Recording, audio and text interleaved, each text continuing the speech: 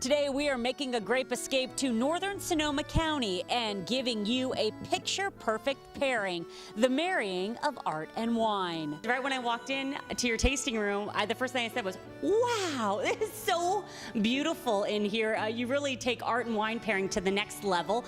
Let's talk a little bit about the art and wine pairings that we have going on in Northern Sonoma County. I'm very passionate about the wines that we produce.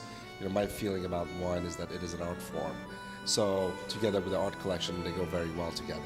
We are featuring a local Sonoma artist named Colin Lambert, who does these lovely, very beautiful figurative sculptures. I love figurative art, and as you can tell from the art collection that we have, we think it's a very nice match for what we're doing here. Speaking of figures, I've seen a lot of figures in here, specifically some female figures. The piece on the wall is a piece by Nathan Oliveira, who's one of the great contemporary artists. Unfortunately, Nathan died the month before we bottled the wine, so we never got a chance to taste the wine. With some of the art that I've collected over the years, I have gotten the copyright permission to produce as part of a wine label. So if you pick up a bottle of that cab, you're going to get art in the bottle and art on the bottle. That's right. We're deep into the art.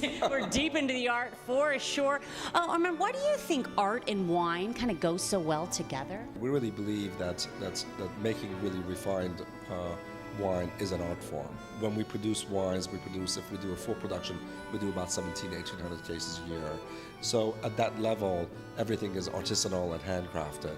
So very much akin to art.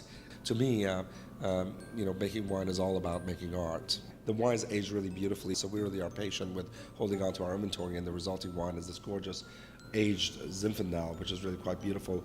Layers on layers of fruit, a high level of acidity to be able to be matched with a variety of food. So for example, at Le Bernardin in New York City, they pair our Zinfandel with fish dishes. See, all rules are off. None of this, white with fish, red with meat, huh? Do whatever you want. That's what I say. That's exactly so. When folks actually come to the tasting room, I take them through a tasting of the wines in the order that we produced the wines. So I start with the Zinfandel, I take them to the Viognier, which was our second wine, and we go to the Cabernet, which was our third wine, so they get a historical perspective of where we started from. So I do believe in breaking some of the rules, but still sticking to some levels of tradition. Yeah, I would definitely raise my glass to breaking the rules, huh? Cheers. Cheers. Our love for art and wine continues here at Fieldstone Winery. This is a fantastic opportunity for us. Every year we participate, and this year we were able to get two artists in our facility.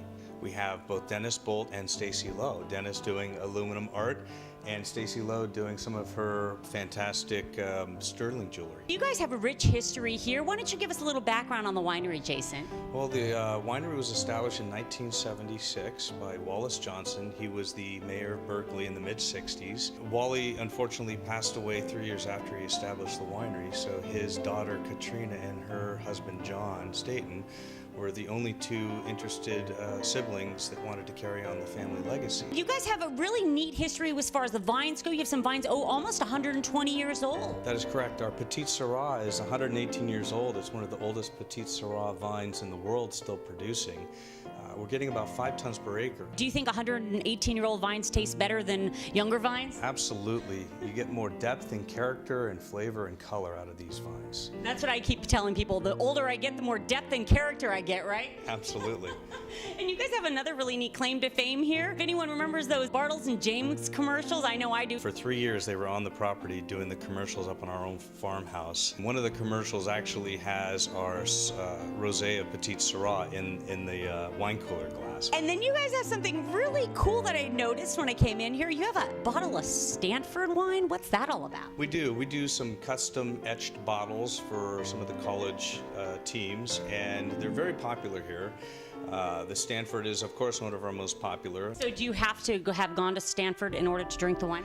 Absolutely not. Do you feel smarter when you drink it? I think so. I gotta get myself a bottle of that ASAP. Speaking of feeling smarter, I'm gonna feel a lot smarter if I try some of this wine. I love our Petite Syrah because it shows that depth and character and flavor. I think it's one of those kinds of wines that once you take a sip, you're hooked. I'm hooked. What would you pair Petite Syrah with? Some people are scared of it. It's a hard wine to pair sometimes because they're so big, but it's great with barbecued foods. It's excellent with lamb. Lamb goes really well with Petite Syrah, and you know what else goes really well with Petite Syrah? A little bit of art. Absolutely. Cheers. Cheers.